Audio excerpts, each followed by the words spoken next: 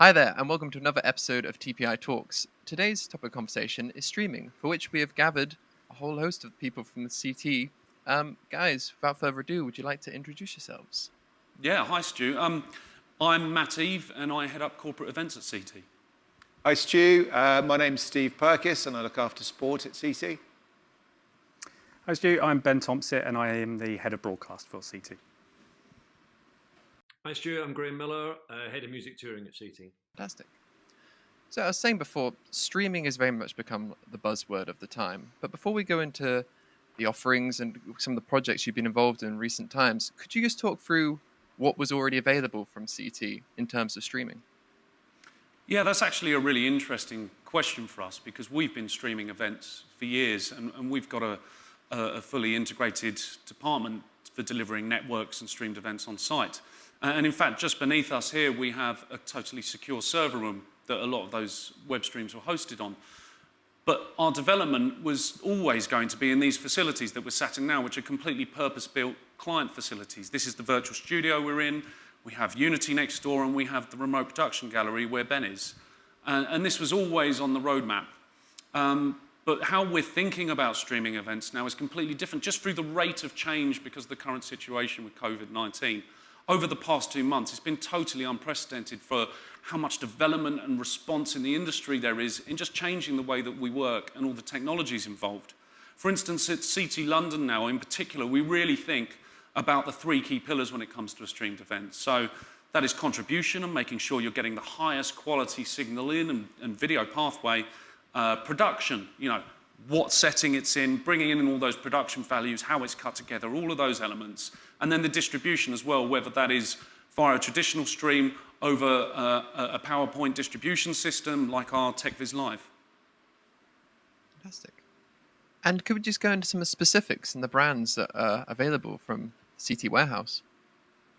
I'll take this one. Hi Stu. Yeah, so actually before we get into that, quite interestingly, for this interview today, we are using an existing comms system that we have. It's based on IP and it connects up all the contributors to today's programming as well as production and project management. So we're connecting up Glasgow to Crawley. We are connecting up Glasgow, Brighton and Chamonix where Graham is joining us from. But yeah, that's just quite an interesting way we're using existing technology and really pushing it out to its limits now.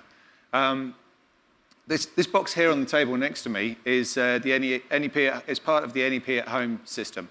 And with contribution, which is obviously the first pillar that we've talked about today, we are, with the COVID-19 lockdown, we are connecting to people within their homes. And there's some varying quality to that solution. Obviously, we're relying on people's own electronics, their laptop, camera, their own lighting, and their own soft microphone. So this is a system that's sent out to people's homes to replace that. And what it does, it absolutely elevates the quality of that contribution capture. So if we have a look at the box here, we've got 2 LED lighting strips, if you want down the side. We've got a PTZ camera here, which is totally controllable centrally. And we have the audio system, and we send out the box with a professional microphone. And all the people at home need to do is plug the microphone into the box, establish it on their local Wi-Fi, and they're ready to go. And all of those elements that I've just pointed out, they're all controllable from our production hub here at Creative Technology. Yeah, and anecdotally, actually, I was talking to an engineer yesterday who was just putting in a courtesy call to a client to see how they were getting on with setting up their NEP at home. And actually, by the time he put in that call, it was already set up. And just as a layman on site, she was able to completely configure it herself, just connecting it to her home Wi-Fi. But what's really interesting about where, pardon me, Steve and I today, this is our virtual studio set up in CT London. And as I said earlier, we've got these around the globe now. So we have them strategically placed along with some green screen versions of a virtual studio and more traditional studios, a lot more widespread around the NEP group. But this one is very good for what we do because a lot of our presenters aren't professional presenters. And this gives them something they can really interact with because we have very high quality, high resolution LED screens here. You can physically see what you are talking about and where it is in relation to where you're standing. And that's a great thing because in green screen, you just don't get that. And of course, we're blurring the lines as well with some physical objects. Where we're sat, the plant, as Steve is so kindly caressing, merged with some augmented elements in the background. But of course, we can also do that in the foreground as well. So here I'm holding an F1 engine, and I can completely interact with that freely around the stage as it's tracked by infrared. And this just brings that engagement back in, that theatrics back into the events that we're doing and streaming, because we can't lose that. We need to keep the quality up, we need to keep it engaging, because people, you just don't get the dwell time in streamed events that we did when we were doing conferences and product launches and everything like that. So, you've got to make it something that people are going to watch. And of course, we have all the different distribution platforms that we talked about as well. So we'll get to that. But TechViz Live is a key one for us, because where we're getting presenters on stage and hosting those keynotes and keeping that at a very high quality so everybody is seeing things in HD again. It's not a reduced bandwidth. It's all stuff we have control over. So since the outbreak of COVID-19, could you just talk about the reception you've had from customers and maybe the projects you've been involved in for the last month or so?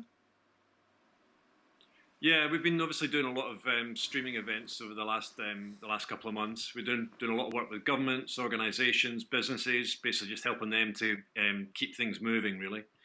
We're also seeing an uplift in virtual live events. Recently in Qatar, we were asked to create a virtual graduation ceremony designed to feel like a real live event. We set up a remote control system, created a 3D model of the stage to host the event, and we had 38 students located over 4 countries who all connected online to pledge their oath on the screens in the set. Over 1,500 people watched that event, and it was streamed to 38 countries. Another thing that we've been working on, which we've discussed before, is Unity, which is set up next door from the studio the guys are in now. It's all up and running now, and we're working with artists. This is a little bit of footage you can see of Sarah Vista, who was in filming with us this week. Unity is a COVID-secure performance space, and it's set up as a partnership between CT, Christie Lights, Bright Design, and Lunar Remotes. I'm working with top-level people from the music industry like Blue Leech, Richard Young, Kate Carter, Mike Smith, and Joe Lott. We're basically working on delivering higher production values for artists.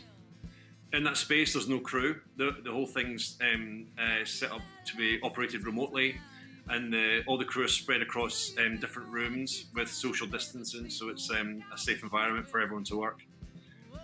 And that space also has got quite a flexible design. Kate and Mike have designed it so that it can be, repurposed depending on what the artist is. So if artists have got new albums coming out, or they want to do some promo or interviews for TV shows in areas they can't get to, then Unity is a pretty good option for them. Cool. So what we seem to be seeing right now is a true amalgamation of live and broadcast. As a company that deals with both, what do you feel each can learn from each other in this time moving forward? Well, a lot of the technologies between live events and broadcasts have been getting a lot closer together over the last few years anyway. And as part of a global broadcast services company, we've had a lot of learnings from our group companies, particularly in what they've been doing on remote production. We have already had in place some plans, as Matt mentioned earlier on, about building this remote production facility here, which we call the Bridge. The idea with it was that we could take away a lot of personnel from site and therefore reduce a lot of the on-site costs. We can have things like we've got vision mixing here, we've got audio, media, server control, comms. We could even have the directors and producers here. So with the current situation, it's almost being mandated that those people need to be taken away from site anyway. So with our plans of building this, it all kind of came at the right time. And that was a lot of the learnings, as I say, that came from within our broadcast group. The other funny thing is that what we're finding is that our broadcast group companies are all coming to us now as the streaming experts. So it wouldn't traditionally be a normal medium for them to distribute, particularly up to things like into the cloud and various other streaming platforms. But it's something that we've been doing for a long time. So we are now servicing those guys. And can you maybe talk about some of the other events that CT is involved in the next couple of months?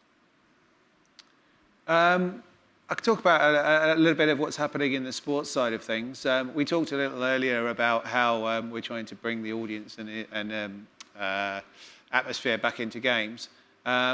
Another way of looking at that whole space is to be really creative. If you've got empty seats around a sporting spectacle, you've got a massive canvas to play with. So we're looking at traditional technologies that we own, such as LED screens, and maybe more modern technologies like augmented reality to look at that space and see how that could be used as a creative backdrop to those sports events.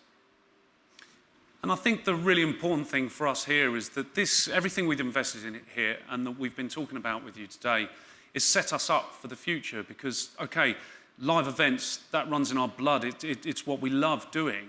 But virtual events and streamed and all the elements that we're working on and developing at the moment, they're here to stay. We're going to be using those for events way into the future. And as live events come back in, these are going to be just as integral then as they are now because we don't know if we're going to go into lockdown again or something like that. So we need to have a plan B. And this is what gives you that continuity. You're able to keep on operating and keep on doing events. So we really see this as a true investment in the future. Brilliant. That's pretty much it from me. Matt, Ben, Steve, Graham, thank you so much for your time. Thanks, Stu. Thanks, Stu. Thanks, Stu. Cheers. Cheers, Stu.